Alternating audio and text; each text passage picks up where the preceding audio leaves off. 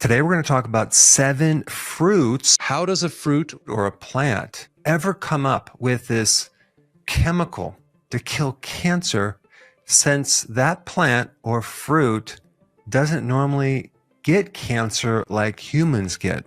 We will also answer the question of the sugar in fruits, right? Because people might know that fruits are high in sugar and cancer loves sugar. All right, so let's first dive into number 1, berries. But there's 2 specific berries that have more cancer-fighting potential than other berries, and that would be the blueberry and the blackberry, because they have a lot more of this thing called anthocyanins that has all sorts of interesting properties, one being the inhibiting of cancer growth. Okay, now anthocyanins also feed your gut microbes. Like 80% of your immune system is in your gut microbiome. So your gut microbes love to eat these plant-based chemicals. You strengthen them, they become more diverse, and they increase in number. There's some pretty great, credible research on anthocyanins decreasing breast cancer, colon cancer, and prostate cancer. Now, I will say they're observational studies, but still, the research is pretty strong. If you can just imagine, like, oh yeah, we just discovered that you can actually help inhibit cancer by eating healthier, right? Who's going to fund that? And that goes right up against pharmaceutical companies. It's not going to happen. There's just so many other things that go way beyond just cancer. We're talking about anti-inflammatory, antimicrobial. All right, so let's go to number 2, citrus fruits, right? This is lemon, limes, grapefruit.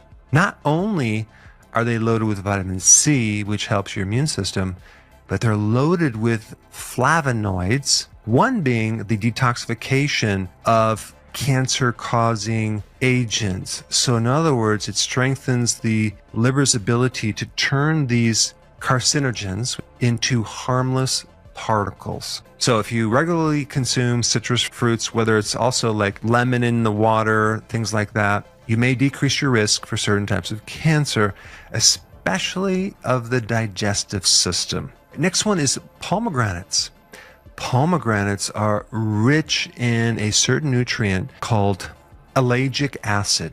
It also has anti-cancer properties. These compounds work overtime to protect your DNA from damage. You have to realize that a cancer cell came from a normal cell. Cancer really is a normal cell that has damage that then has to survive, and so it starts to morph into some other type of metabolism. There's a lot of other phytonutrients in pomegranates that do a lot of different things as well. Decrease inflammation, decrease oxidative stress. All right, the next one is grapes. Now, what are grapes known for? Well, the phytonutrient called resveratrol. Resveratrol is known to help decrease aging, and one of the reasons why someone can extend their age is they're not dying from certain things. So resveratrol is a very thoroughly researched phytonutrient that has all sorts of properties, one being a superhero anti-cancer effect that can bulletproof your cells from experiencing excessive amounts of stress that can then cause the triggering of the cancer. The next one on the list is tomatoes. Yes, tomatoes are really a fruit, even though you might have thought it was a vegetable.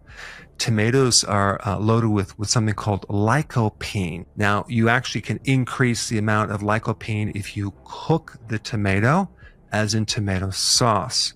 Now, I have a huge garden of tomatoes, all different kinds, and because I'm experimenting on different type of tomatoes, I have dark purple ones, the green and yellow ones. I have all different types, and those colors represent different pigments, different phytonutrients.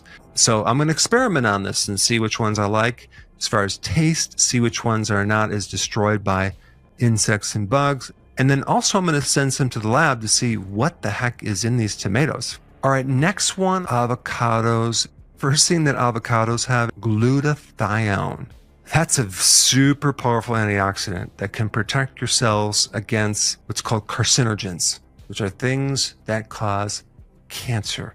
The more glutathione you can consume from actual food, the better. The other thing that avocados have are certain phytonutrients that specifically target cancer stem cells. And those are the cells that are not turned into a cancer cell yet, but they're going to.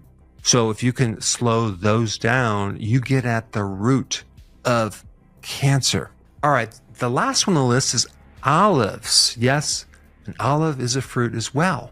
Olives have something called oleuropein and another one called hydroxytyrosol. Both protect you against the growth of cancer cells. Olives are like a natural shield. They protect the body from the inside out. Another cool thing about olives is that these phytonutrients increase something called apoptosis. When the cell is sick, it naturally commits suicide to protect the whole body. So the phytonutrient in olives can help cause the cancer cell to commit suicide. So that's a really good thing. All right, so now let's talk about how a fruit actually developed these compounds in the first place. These plants have developed certain compounds to help them survive as a defense mechanism against the stress from UV radiation, pathogens, viruses, other bacteria. They can't run away from anything, so they have to develop all these compounds to teach whoever eats them a lesson. So these anti-cancer plant-based chemicals also inhibit certain enzymes. Some of the phytonutrients also increase what's called autophagy. What happens is it causes your body to start eating damaged cells and then turn those into new proteins. And also some of the plant-based chemicals that kill insects create a very mild short-term stress in our body that then causes our body to compensate and become stronger. Think about this. If a child never gets sick, they won't have an immune system.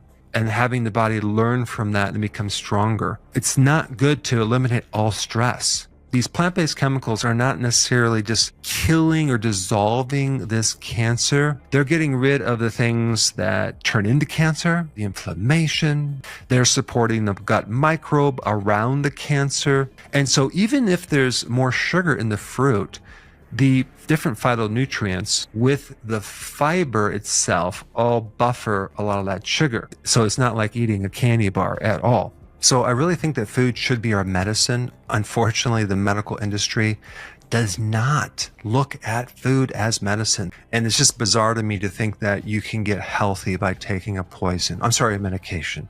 Currently, I'm involved in doing research on cancer with a group out of Europe.